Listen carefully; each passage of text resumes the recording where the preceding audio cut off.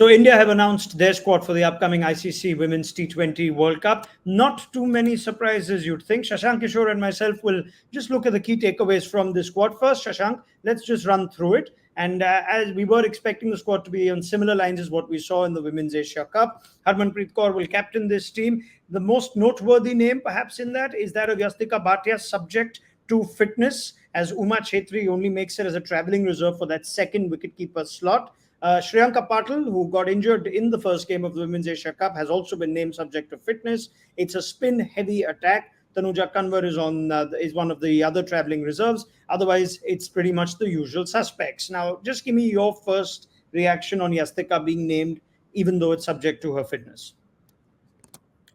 First things first, I think I haven't seen an Indian squad look this settled heading into a World Cup in recent past. So I think that's a great positive that they've resisted the need to make some changes, especially in the wake of that defeat in the Asia Cup final, where a number of players had an off day. So they've resisted temptation to make unnecessary changes. So that's the first positive step.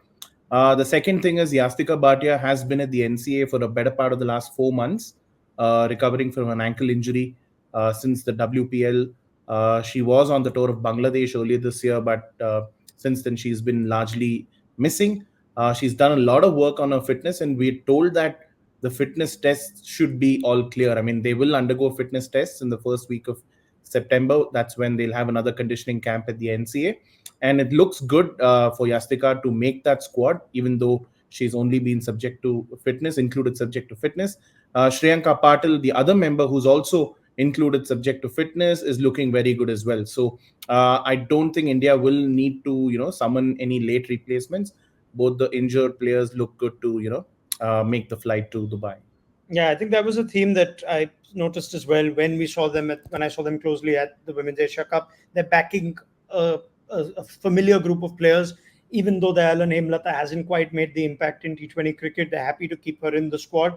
I think the questions that come as a result of their performance at the Asia Cup, and now with the tournament shifting to the UAE, is India thought that spin is their strength, and there's going to be a lot of spin that will come into play in Bangladesh. Now with the tournament moving to the UAE, it's still trusting the same group of players, even though conditions might be different, with India playing many of their games in Dubai under lights. Give me your thoughts on whether that changes the chances as far as strength goes for this team.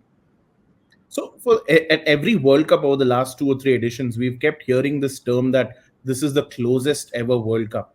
And, actually, for a fact, you have to believe that is actually true in 2024, because none of the teams have played international cricket in the UAE, at least in Dubai, in the Sharjah cricket stadium. So every game is, conditions are brand new for all teams. So it's a level playing field straight away. Secondly, there is still heat and humidity towards the end of October, middle of October in Dubai. So you can't rule out the presence of dry surfaces, especially in the afternoon games. So I think the spin-heavy squad that India have picked will still stand them in good stead. What I like, though, about the squad is it's got the balance and they've got the flexibility to make some changes. Deepti Sharma has had an excellent 100 competition. So she's batting as low as number 6, 7 sometimes. So if they really want to make some change and push her up the order, given the depth they have with the likes of Richa Ghosh coming in or Harmanpreet Kaur herself, I think they've got the depth to kind of make some wholesome changes within the squad. Shriyanka Patil is another very underutilized batter. She's improved leaps and bounds, and she bats as low as number 10. Pooja Vastrakar, who we know can, hit the ball hard and hit the ball long, hasn't had too many opportunities either, and she's batting at number 8 or 9. So India have got a lot of batting depth that can help them overcome the number 3 problem. The other question that they've got to decide is if they can afford to play both Yastika Bhatia and Richa Ghosh, because at this point, it appears that Richa Ghosh is the number 1 keeper. So if they accommodate Yastika Bhatia at 3, that will mean Hemalata will have to obviously move down the order or move out of the 11 altogether. So a number of permutations and combinations, but all of them point to a very, very healthy selection headache, which you can't say of an Indian team at all times, especially in a big tournament like the World Cup. The question, I guess, is are they strong as a bowling unit? 160 plus in the Asia Cup final, and yet, they couldn't defend it. So I think their batting, like you rightly point out, there are so many batters not used. Deepti Sharma hardly gets a hit. Vastrakar rarely gets to make an impact. Richa Ghosh is batting so low down, even though she's been in such good form. And they've got players like Shreyanka and Sajivan Sajana. They don't have a problem with depth this time. Bowling, can you rely on Renuka Singh Thakur alone, along with Pooja Vastrakar as your only seamers in that team? Arundhati Reddy may or may not feature in the 11 regularly. Are you concerned at all about the strength of India's pace bowling? I think Renuka Singh has been slightly disappointing, and if you look at her performances over the last, 4 5 months since the WPL, you'd look at there's a general trend to her performances where she's excellent in the power play, but once she's brought back in for the death overs, then she tends to go for runs. So it depends on how India want to use her. If India are looking at her as a power play option and at least bowl her out or bowl 3 or 4 overs in the power play, I think they should be good.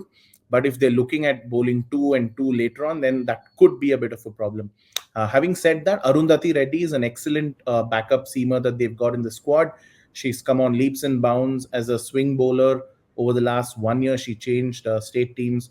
She's put in the performances in the WPL, and she's earned her stripes. So I think she's an excellent backup. So should they need to, look for a second seamer, a frontline seamer outside of Pooja Vastrakar who comes in as the all-rounder, then they've got that base covered. So at the moment, it'll appear as if Renuka Singh will start and she'll be the first choice fast bowler.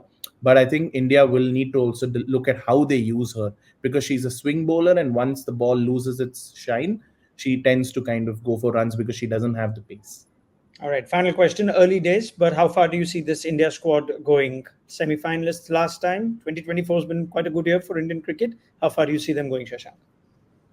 They've got an excellent chance. I mean, they've built up really well. The only small bit of if I have to nitpick, is that they've missed out on a great opportunity to give a couple of the other players in the squad, like say a Pooja Vastrakar, an opportunity to go on the A tour to Australia. The India A team is currently on tour in Australia. You've had a number of players like Smriti Mandana, Richa Ghosh, Deepti playing in the 100. So Jemima is playing in the women's CPL. So you've got a number of players there. But I think a couple of other emerging players could have been sent on the day tour purely because they've not got any international cricket lined up between the end of the Asia Cup and the start of the World Cup. So that's the only bit of issue that I feel could have been addressed better. But I think they've got all bases covered. They've got a very good squad. And I think they've got the, strength to go all the way this time. So won't be surprised if they break that semi-final barrier and go into the final. And once they go into the final, it's a pressure game. So how they hold their nerve is what will decide. But again, we've seen they've tended to kind of falter against Australia. They've addressed those issues by hiring the services of a sports psychologist who's been continuously working with the team for the past 3 weeks here in Bangalore. So they've tried to address those issues. And I think for the first time, you can wholeheartedly say that an Indian team is going into a World Cup fully prepared, all bases covered.